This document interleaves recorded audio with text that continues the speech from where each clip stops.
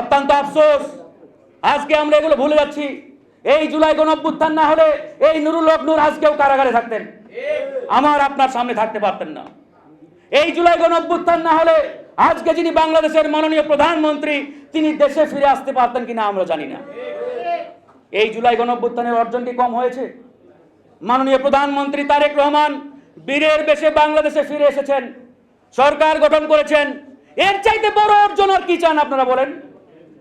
যারা ওই দীর্ঘ 2 বছর এই জুলাই গণঅভ্যুত্থানকে বিক্রি করে মাখন খেয়েছে, তাদের বিরুদ্ধে ব্যবস্থা নেন, তাদের বিরুদ্ধে অ্যাকশন নেন, তাদের সেই দুর্নীতি লুটপাট তন্ত্রের বিরুদ্ধে ওই দুদককে নির্দেশ দেন, এগুলো খুঁজে বের করে যাতে জনগণের সামনে হাজির করা হয়। কিন্তু অত্যন্ত দুঃখের সাথে বলতে হয়, সরকারের দায়িত্বশীল ব্যক্তিদের কাছ থেকে আমরা মাঝে মাঝে এমন বার্তা শুনি যেটা শুনলেও আমাদের হাসি পায়।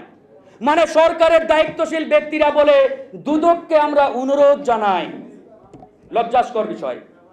সরকার কখনো অনুরোধ জানাতে পারেন না, সরকার সরাসরি নির্দেশ প্রদান করবেন। আজকে সরকারের উচিত ছিল ওই 2 বছরে অন্তর্বর্তীকালীন সরকারের লুটপাট তন্ত্রের বিরুদ্ধে একটা শ্বেতপত্র প্রকাশ করে জনগণের সামনে হাজির করা।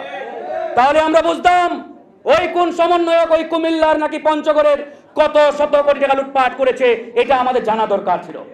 এটা পরিষ্কারভাবে জানতে পারলে বন্ধুগণ আমাদের বক্তব্য দিতে আরো সুবিধা হতো, ঠিক কিনা? তো যাই হোক, আমি শুধু এই কথাটা দিয়ে এটাই মিন করতে চাই, আমরা যে রক্ত দিয়ে, যে আমাদের শহীদ ভাইদের রক্তের বিনিময়ে আজকের এই জুলাই গণঅভ্যুত্থান অর্জন করেছি, দয়া করে এই জুলাই গণঅভ্যুত্থানকে কালিমালিপ্ত করবেন না।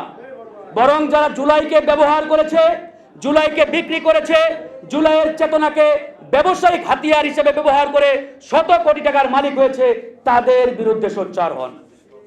আমরা আরো দৃঢ় কণ্ঠে বলতে চাই, আমরা 71-এর পক্ষে, আমরা 24-এর পক্ষে।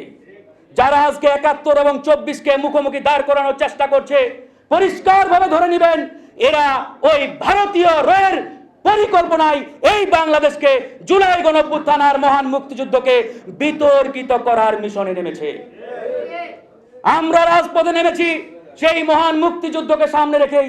আমরা জানি 71 আমাদের একটি ভূখণ্ড দিয়েছে, পতাকা দিয়েছে, স্বাধীনতা দিয়েছে, সার্বভৌমত্ব দিয়েছে। আর সেই অপূর্ণ চেতনা আমরা এই 24-এর গণঅভ্যুত্থানের মধ্য দিয়ে পরিপূর্ণ করার মিশনে নেমেছিলাম। সুতরাং 71 এবং 24 বিরোধী নয়, মুখোমুখি নয়, বরঞ্চ একে অপরের পরিপূরক।